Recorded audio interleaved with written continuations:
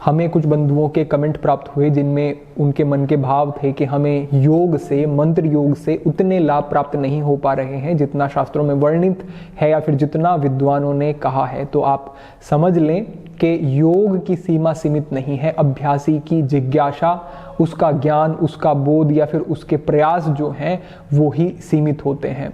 इसको समझने के लिए आप समझें, कहा गया है कि मन्ना त्रायते इति मंत्र, कि जिसका मनन करने से व्यक्ति तर जाए वही मंत्र है।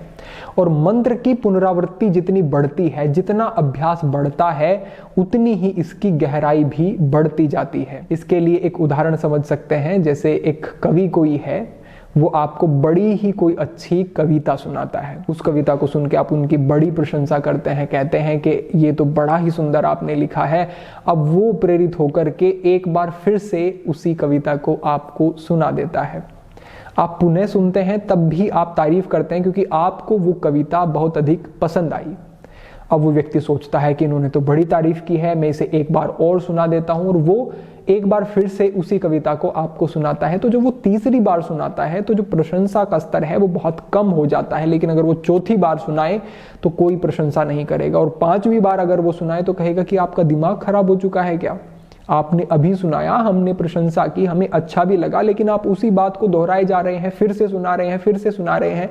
ये तो कोई अर्थ वाली बात नहीं है। अगर वो रुकता ही नहीं है और फिर से सुनाता जाता है तो व्यक्ति उसे पकड़ के और वहां उस स्थान से बाहर ही कर देगा। यानी कि जो चीज आपको बड़ी अच्छी लगी, बड़ी प्रिय लगी, अगर उसकी भी पुनरावृत्ति होती गई तो वो वहां पर उसका जो रस है वो समाप्त होता चला जाएगा। लेकिन इसके विपरीत अगर आप मंत्र योग की बात करते हैं, आप जप की बात करते हैं, आप ओमकार की ध्वनि का उच्चारण निरंतर कर रहे हैं, तो जितनी पुनरावृत्ति होती जाएगी, जितनी बार आप उसे दोहराएंगे, उतना ही उसमें रस बनना शुरू हो जाएगा, उतना ही उसमें आनंद आना शुरू हो जाएगा। तो इसी प्रकार समझ सकते हैं कि एक व्यक्ति को उसी अभ्यास से अधिक लाभ प्राप्त हो रहे हैं, एक को कम लाभ प्राप्त हो रहे हैं, एक का आनंद का स्तर ऊंचा हुआ जा रहा है और दूसरा उस बात पर ही संदेह कर रहा है। तो ये यहाँ पर आप समझें कि गहराई की बात है।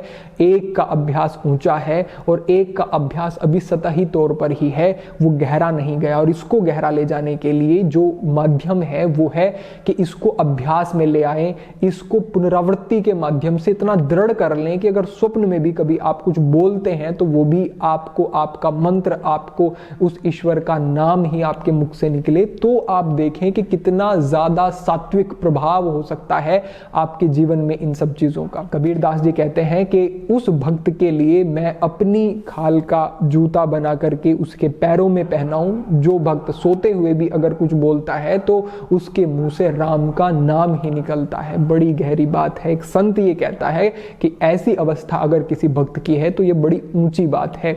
और ये जो अवस्था होती है इसे कहते हैं अजपा जप। हमने आपके साथ पहले भी एक मार्गदर्शन साझा किया था ब्रह्म मुहूर्त में मंत्र योग के प्रयोग के विषय में। तो वहां हमने बताया था, अलग अलग कुछ तल बताए, अलग अलग कुछ विधियां बताई मंत्र योग की। तो वहां पर जो अजपा जप होता है, यानी कि एक कार्य को आप प्रयास पूर्वक कर रहे हैं और एक कार्य स्वभाव से हो रहा है, दोनों में बड़ा अंतर होता है। प्रयास पूर्वक तो ऐसे कि कोई व्यक्ति अभी उसने गाड़ी चलाना सीखा ही है, अब जैसे ही उसने सीखा अब वो चलाने के लिए आगे बढ़ता है तो पूरा ध्यान उसका या तो रास्ते पर रहेगा या फिर वो हैंडल को पकड़ेगा, वो ब्रेक पर, क्लच पर ध्यान देगा। कहने का अर्थ ये है कि उसकी जो पूरी सजगता है वो उस वाहन के ऊपर ही रहेगी।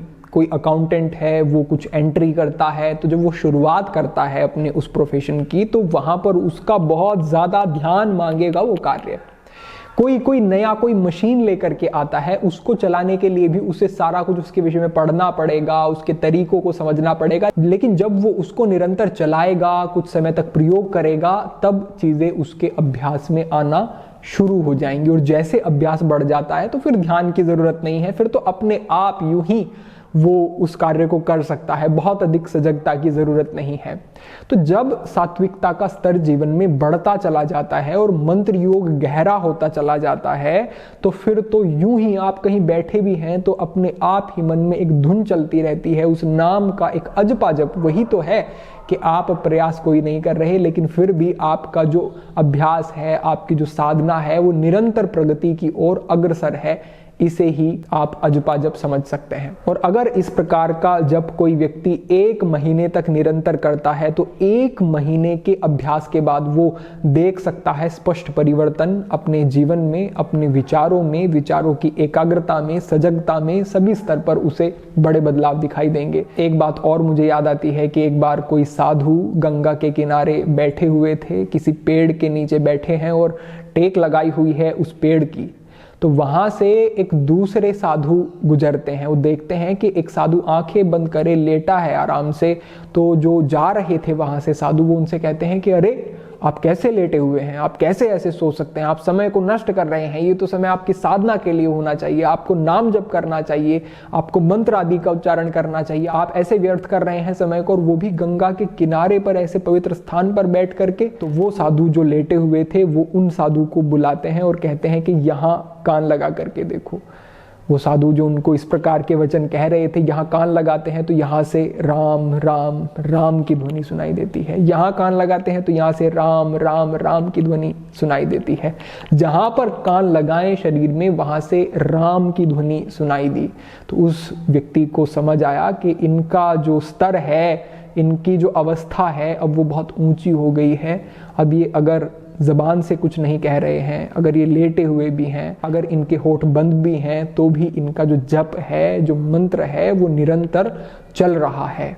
तो इस प्रकार की भी अवस्था बड़े ऊंचे साधकों की हो जाया करती है। तो यही आप अंतर समझ सकते हैं, हो जाता है जो स्पष्ट सा कि एक व्यक्ति को बहुत अधिक लाभ मिल रहे हैं, दूसरे व्यक्ति को अधिक लाभ नहीं मिल पा रहे हैं।